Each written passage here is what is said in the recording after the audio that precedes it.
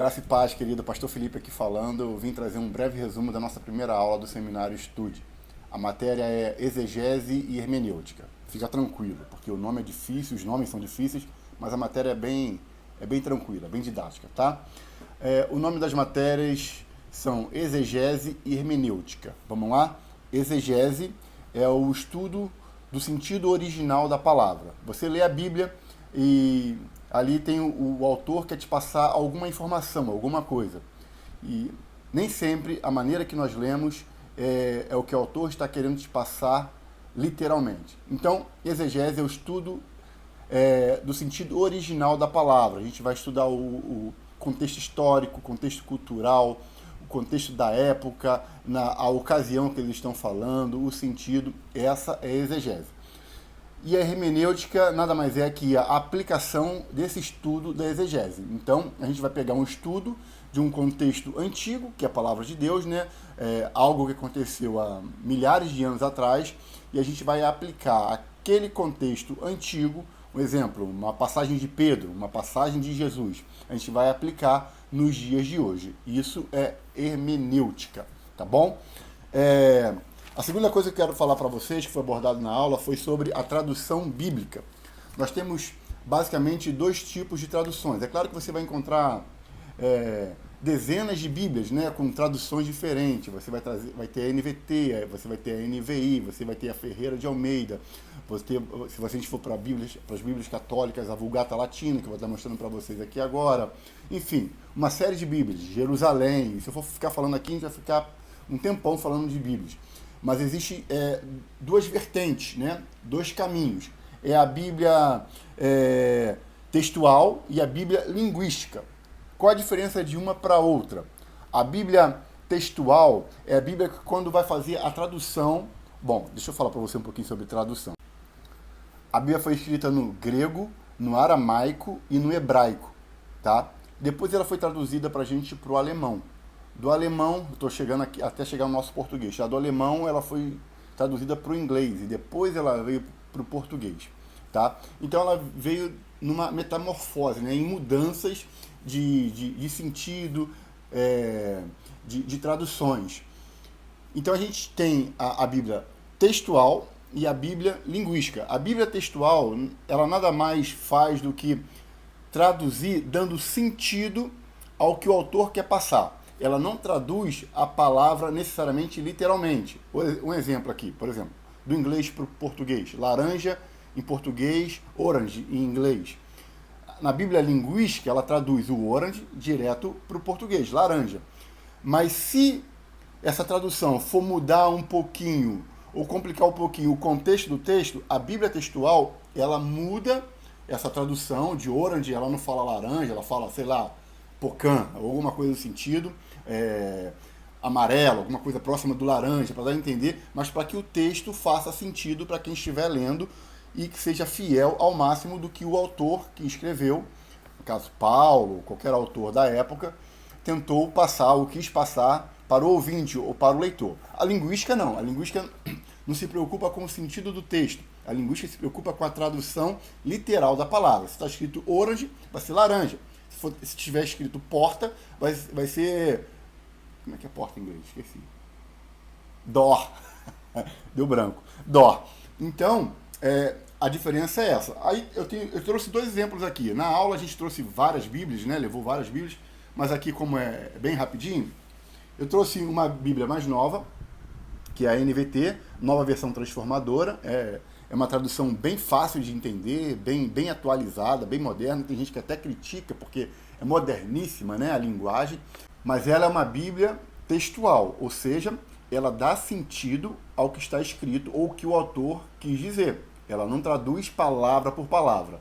Ela, no caso, o escritor aqui, né, da Bíblia, aqui, o tradutor, ele leu o texto original, vamos supor, Romanos, Paulo escrevendo, leu o texto original, interpretou o texto e, através daquela interpretação, o autor, o escritor, traduziu e escreveu, mas não necessariamente com as mesmas palavras, mas com o mesmo sentido. Essa é a NVT. E uma outra, essa daqui, que é a tradução Vulgata Latina, uma Bíblia católica, tá?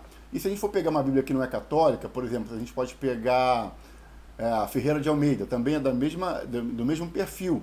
É uma tradução linguística, ou seja, não se preocupa com o sentido do texto. Não é que não vai ter sentido, vai ter sentido, só que fica um pouquinho mais de interpretar. É aquela Bíblia que você lê e tem que ler 2, 3, 4 vezes para você entender o texto. Então, essa Bíblia é a Bíblia linguística, porque ela traduz palavra por palavra, literalmente. Eu vou dar um exemplo rapidinho aqui, que a gente deu em sala de aula, para você ter ideia do que eu estou falando para você. 1 Pedro, capítulo 1, versículo 13. Eu vou ler na Vulgata Latina, na versão linguística, que traduz palavra por palavra, literalmente. 1 Pedro, capítulo 1, versículo 3, diz assim: portanto, cingidos os lombos da vossa mente, vivendo com temperança, esperai inteiramente naquela graça que vos é oferecida para a manifestação de Jesus Cristo. Preste atenção na parte A desse versículo. Portanto, cingidos os lombos da vossa mente. Provavelmente você não sabe o que o autor está querendo dizer aqui. Portanto, cingidos os lombos da vossa mente. Aí eu vou pegar uma versão, uma Bíblia textual e mais moderna, que é a NVT, e vou ler o mesmo versículo, o mesmo trecho. 1 Pedro, capítulo 1, versículo 13. Portanto, preparem sua mente para a ação e exercite o autocontrole. Quer dizer, parece estar falando uma outra coisa completamente diferente. Mas não é. O autor, na NVT, na Bíblia textual, só deu sentido, ou meio que fez uma exegese do texto para que a gente possa entender sem precisar de nenhum tipo de interpretação, ou nenhum tipo de procura em dicionário, ou algum tipo de livro histórico. Na verdade, os dois textos querem dizer a mesma coisa. Portanto, se preparem para a ação, preparem a vossa mente, porque cingir os lombos é uma exegese do texto. Cingir os lombos quer dizer, era uma prática que eles tinham quando iam para a guerra, ou um andarilho fosse pegar viagem, pegar um cinto. Esse cinto ele era cheio de entradas para faca, enfim, para água, e colocava na altura do rim, ou seja, um pouco acima da cintura. Isso é cingir o lombo, ou seja, se prepare para a ação. Tá vendo? Quis dizer a mesma coisa, só que uma está bem esmiuçada, que é a textual, e a outra está traduzida literalmente, que é a linguística. Uma grande importância de fazer uma boa exegese do texto, ou seja, um bom estudo do que você está lendo, é você não ler um versículo isolado. O que nós costumamos fazer muito, principalmente se a gente for dar uma palavra rápida, né, uma mensagem rápida, é ler um versículo isolado, fazer uma interpretação rápida daquele versículo e explanar, e falar ou pregar sobre aquele versículo. Há um perigo aí, há um risco, porque você lê um versículo isolado, você pode estar interpretando de uma forma e o contexto geral que aquele versículo está inserido está falando uma outra coisa completamente diferente. Eu quero te dar um exemplo de João capítulo 10, versículo 10. O ladrão veio para roubar, matar e destruir. Eu vim para lhes dar vida e uma vida em abundância, uma vida plena que satisfaz. Bom, eu fiz essa pergunta na sala de aula e uma boa parte pensou que esse ladrão que veio roubar, matar e destruir, você provavelmente deve pensar também, é o diabo. Eu confesso que eu já preguei algumas vezes na igreja falando que o ladrão que veio para roubar, matar e destruir é o diabo. Não tem problema nenhum você usar isso como metáfora e falar que é o diabo que veio para matar, roubar e destruir. De fato, ele veio. Só que ele veio para muito mais coisas do que apenas, como se isso fosse pouco, matar, roubar e destruir. Se você ler o contexto inteiro, ou seja, ler o capítulo 8 desse mesmo livro de João, e se você for mais, ler ainda o capítulo 9, você vai entender que o texto não está falando do diabo, mas está falando de salteadores, de ladrões e de falsos profetas que vieram antes de Jesus. Não estava falando do diabo. Então, é muito perigoso a gente ler um versículo isolado e através daquele versículo isolado a gente querer que vire um contexto de pregação. Se você for pregar, se você for explanar, até mesmo para autoconhecimento, o ideal é que você não leia 1, 2, 3 versículos, mas tente ler todo o contexto. Se você não vai fazer uma exegese do texto, procurando dicionários bíblicos, livros históricos, enfim, arqueólogos, procure pelo menos ler o contexto daquela mensagem daquele versículo, ok? Bom, eu quero falar com vocês agora sobre o contexto de plano de fundo. É muito importante, antes de a gente aplicar um sentido antigo no presente, ou um sentido do passado no presente, a gente entender o significado ou aplicação daquele sentido, ou daquela palavra ou daquela mensagem. Um exemplo bem legal que eu posso te citar agora é de 1 Coríntios capítulo 11, você pode estar lendo aí na sua casa, sobre quando Paulo está falando sobre o véu na igreja. Eu não vou ler agora para a gente ganhar tempo, mas você pode ler aí na sua casa, onde você estiver. 1 Coríntios capítulo 11 está falando, Paulo falando com a igreja sobre as mulheres usarem o véu. É através até mesmo desse trecho, desse capítulo 11, desse texto, que algumas igrejas aplicam o véu nas mulheres. As mulheres têm que usar véu. Eu não estou falando que está errado a igreja que usa véu usar, né? Não está errado, não tem problema nenhum. Eu só quero mostrar para vocês que pode usar véu, pode usar capacete, pode usar boné, isso aí é usos e costumes. Mas não se aplica nos dias de hoje, porque não tem a ver com o nosso contexto, não tem a ver com a nossa cultura, não tem a ver com o nosso momento, não tem a ver com o nosso povo, não tem a ver com o nosso tempo. Quando Paulo fala para as mulheres usarem véu, para as mulheres da igreja usarem véu naquela época, é por conta dos seguintes motivos. O primeiro, as meretrizes, as prostitutas daquela época, elas raspavam as suas cabeças. Agora pensa comigo, quando uma prostituta, quando uma meretriz se converte, ou se convertia naquela época, ela ia para a igreja. Imagina o preconceito que aquela mulher naquela época, naquele povo que até hoje tem machismo, né? Tem preconceito, que é no Oriente Médio, naquela região. Imagine o preconceito que aquela mulher, que aquela prostituta, ou ex-prostituta, melhor dizendo, ia passar dentro da igreja. Onde ela sentasse, a esposa não ia deixar o esposo sentar perto.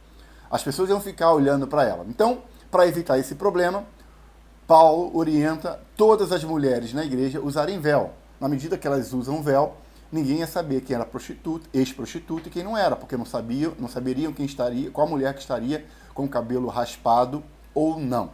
O outro motivo é a autoridade, né? Nós sabemos, acabei de falar, que, ainda mais para a época existia um certo machismo. Então, o véu sobre a cabeça representava a mulher estar debaixo de autoridade. Por que Paulo está falando ali, está frisando, parece que está tendo um probleminha ali, né? Algumas pessoas estão reclamando que algumas mulheres não estão usando. É porque as mulheres com poder cultural maior, poder aquisitivo maior, estavam se negando a usar o véu dentro da igreja, e as mulheres mais simples, mais pobres, estavam se queixando, tá bom? Então, isso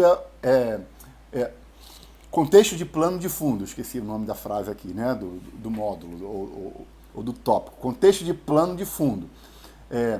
Saber aplicar um contexto antigo num contexto nosso, atual. Antes de você aplicar, você precisa fazer uma exegese, você precisa estudar a época, a história, o período, tudo aquilo que eu já te falei. Qual a diferença entre exegese? Agora tem uma outra palavra que é parecida, mas é diferente, tá? A primeira é exegese, a segunda é eizegese. Então a primeira é EX e a segunda é EI. Exegese, eizegese e conjectura. Exegese, eu falei para você já no início o que é. É o estudo do sentido original da palavra. É o estudo histórico, é o estudo cultural da época que o autor escreveu, tá bom? Exegese é quando a gente lê o texto, interpreta no intuito pessoal, ou seja, interpreta de maneira pessoal e aplica o texto. Isso vira uma heresia. A partir do momento que eu interpreto o texto da maneira que eu acho melhor, que me condiz, que me faz bem, ou que eu quero usar de alguma forma com intenção pessoal, isso se torna uma heresia, para depois se tornar futuramente uma seita. É daí que aparecem seitas, tá bom? Tem seitas que usam a Bíblia, né? Eu posso te dar um exemplo da igreja contemporânea. Igreja contemporânea são igrejas de homossexuais. O pastor ou a pastora é homossexual, casado com pessoa do mesmo sexo, e os membros, assim, da mesma forma. Eles usam a Bíblia, tá bom? mas eles praticam a exegese, ou seja, eles leem a Bíblia e interpretam a Bíblia da forma que eles bem entendem. Se torna uma seita. E conjectura é quando você lê o texto, você interpreta o texto da maneira correta e quando você vai aplicar o texto, você acrescenta uma narrativa. Ou seja, suponhamos que Jesus está sendo crucificado, aquele momento que Jesus está sendo crucificado, né? E está o soldado lá, o soldado romano que fura Jesus na sua costela, né? A Bíblia conta ou narra aquela história bem simplificada, porque senão não caberia espaço na Bíblia se contasse a história detalhe por detalhe. Aí o pregador vai narrar aquela história e detalha aquela história mesmo que não esteja na Bíblia. Não tem problema nenhum, desde que ele não fira o texto. Ele está conjecturando, tá bom?